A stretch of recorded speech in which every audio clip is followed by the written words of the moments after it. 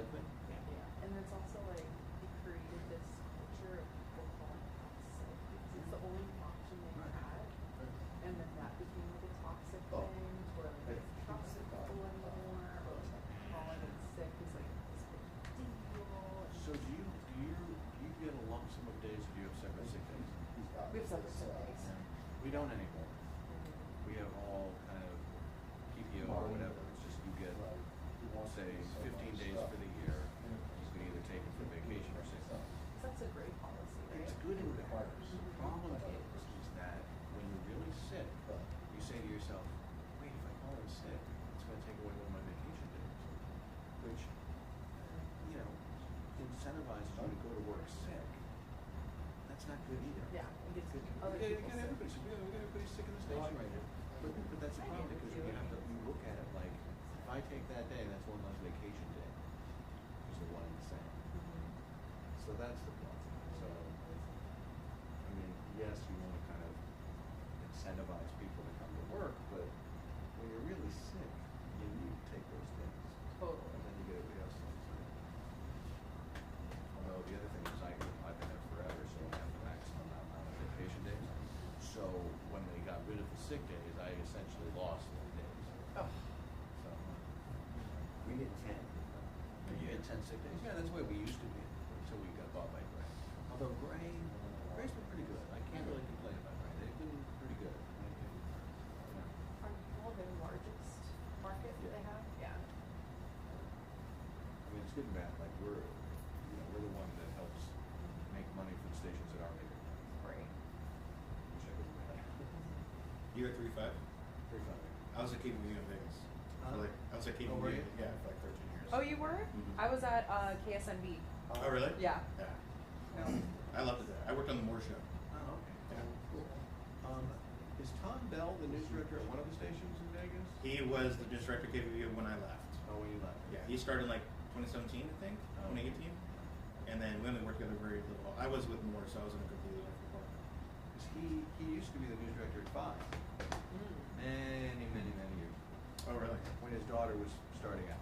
Oh, that's funny. It's like, oh, she's got this new show, or Veronica Mars, or whatever. That's hilarious. So Kristen Bell's dad, Kristen Bell's dad was our news director. Wow. And so he's now the news director in Las Vegas. Nice. Is he still at Channel 5? I believe so, I think yeah. he's still Okay. there. But it was just funny because he would talk about his daughter all the time. And she's like this actress. Well, yeah, she's this actress in this new little Warner Brothers TV show or whatever.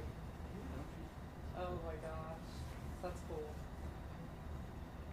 Although it's very funny. Somebody at work, I mean this is years ago, she was like on the cover of Maxim magazine, and somebody brought it to the station. I don't think you should bring it. Don't bring it.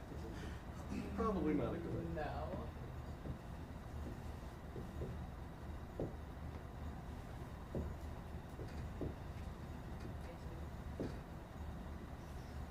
Do you miss living in Las Vegas?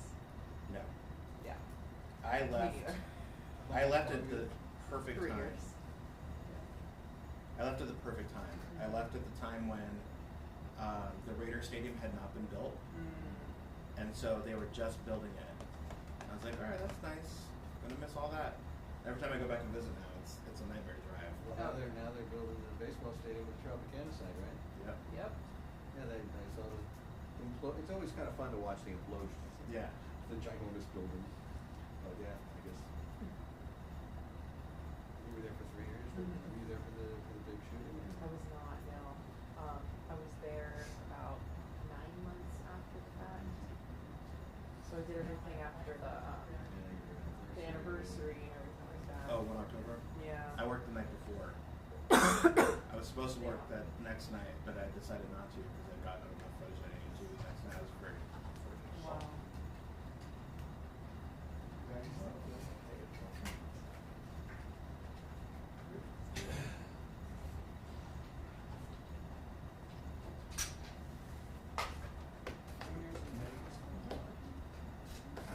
Yeah, it was a good. Oh, totally. I definitely learned the game of breaking news over there. Yeah. You hang around. Well, I guess you Yeah. hang around. They were pretty good. Uh, Where'd you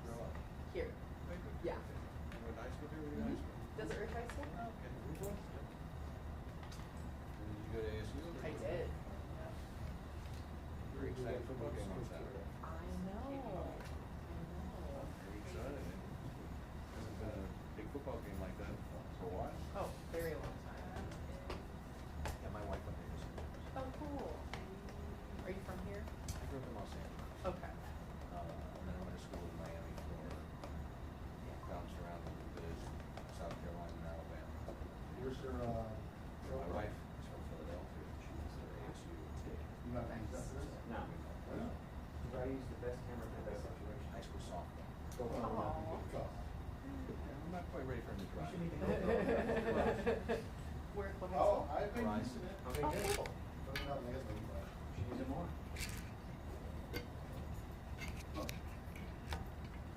Where is Desert Ridge?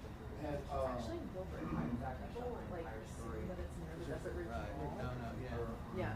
There's a couple of like ridges. Tuesday. There's Oh, a yeah. high school, Surprise. It's a desert, it's a ridge, it's a mountain, or it's a, Yeah. you just use those combos, and that's how you come up with Arizona high school name. My dream, yeah. Live in the dream. I should have been wide on purpose.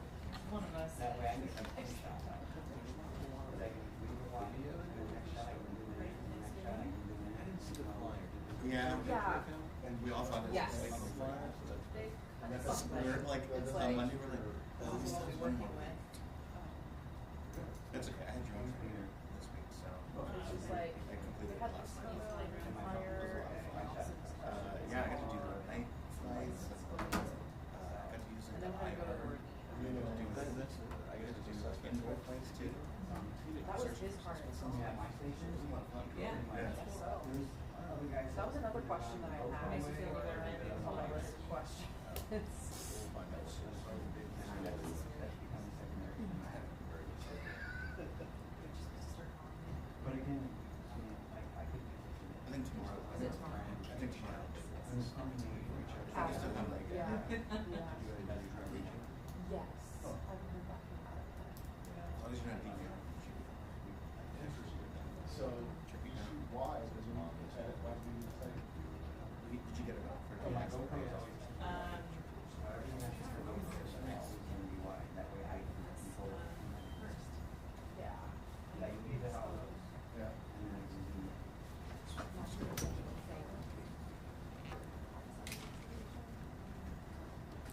Thank you all for coming. My name is Jose Santiago. I'm the media manager here at the Glendale Police Department. We are going to update you on the homicide case involving Grant Seifert.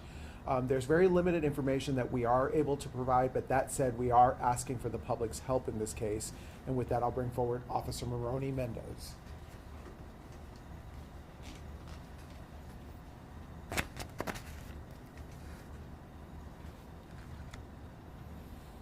All right, thank you, Jose, for that introduction. My name is Officer Moroni Mendez with the Glendale Police Department, and that's going to be MORONIMENDEZ. I am the Public Information Officer. And as Jose was saying, we are here to talk today about a homicide that occurred on November 11th, which is a Monday. What we know is very limited, and we are sharing as much as we can for the time being.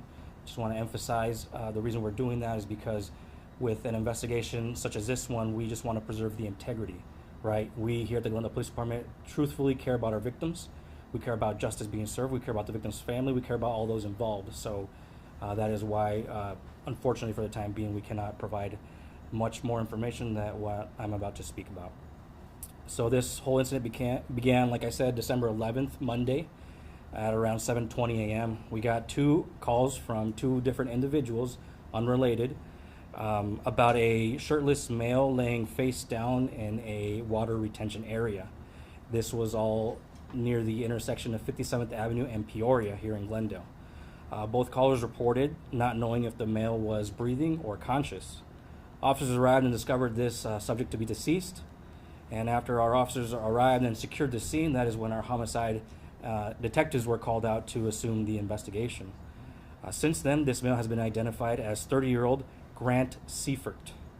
It was later learned that Grant had been reported missing out of Phoenix the day prior, November 10th. And one thing we want to share to the public is that our investigators, our detectives are asking for the public, for the community's help in solving this investigation, this murder investigation. What we know right now and what we can share is that it is believed that the possible suspect or suspects are either driving or occupying or in possession of Grant's vehicle. That vehicle is a black four-door Ford Escape, year 2011, and we do have the license plate for that vehicle. It's going to be a temporary plate, which for those who don't know, it's one of those paper plates, and that number or list of characters is 392635U, U as in Union. It is believed that Grant arrived in the area in the late hours of November 10th, the night of November 10th / November 11th, around 1 a.m. So if anyone at all was in that area, observed anything, heard anything, we please ask that they reach out to us and communicate that information. We are asking for the public's help on this one. We've, we want to do right by Grant and his family. It's unfortunate this happened, but that's why we're reaching out to the public. You know, we can be contacted at 623-930-3000. That's the Glendale Police non-emergency number. Or if you choose to remain anonymous, you can also reach out to Silent Witness, which is 480-WITNESS or 480 Testigo in Spanish. Can now accept any questions. I guess we understand that the victim had some disabilities. Can you tell us what type of disability he had or anything along those lines? We haven't been provided that information. I don't know where you might have received that tip. It might be medical history, which obviously would be protected under HIPAA. So therefore, we don't have any of that information to share at this time. Do you know any reason of why someone would want to hurt Grant, or are you following any leads as to why? At this time, we don't have any information. That's why we're asking for the help. You know, we will be following any lead, any tip. I'm glad you bring that up, because what I want to emphasize to the public is any information, whether it be huge, small, of any size or of any importance, please share it. You know, you don't know what it could lead to. You don't know how it might help our investigation. It could be that determining factor that will move us forward and solve this case for us. And I know there's a question back here. Yeah, well, I mean, is there any indication that this is more than just a carjacking, or does it seem like it's a regular carjacking? Well, we don't know if it's a carjacking. We don't know the relationship of the suspect or suspects with Grant. We do know that he was murdered, and it's a homicide investigation. Can you say the manner of death? No. At this time, no. And it goes back to what I was saying earlier, preserving the investigation, maintaining that integrity. You know, that's just how it is in law enforcement, and with complex investigations at different times, there is limited information we can share, and that's so that we can have the upper hand, right? So that we can have that edge to solve these cases. You know, we're not keeping any secrets. It's just the way it is. We want to help our victims. We want to solve these cases, and at the right and appropriate time, we can share more information. And you mentioned December 11th. Did you mean to say November 11th? This hasn't been over a year. I am correct? so sorry. I didn't realize I said December. Yes, November 11th of this year, which is a Monday. I think I said December because I said December on my paper. I'm sorry. November No 11th. problem. Just wanting to clarify. No, thank you for bringing that up. Thank you. Can you tell us who last saw him or where he may have been prior to him being found dead? Anybody who he spoke to last and why he may have been in that area? I don't have that information right now. I could assume that whoever last saw him was probably someone that reported him missing through Phoenix PD. So they might be someone to reach out to with further information regarding that, his last contact. Do you believe that he was killed at the location where he was found, or is it possible that he was dropped off there? That's a good question. It could be either or. He could have been killed somewhere else and dropped off there. He could have been killed right there in that very same spot. So, this could turn into an even bigger investigation other than just the crime scene we had that morning at that location. The flyer says that, some unknown person has possession of his phone.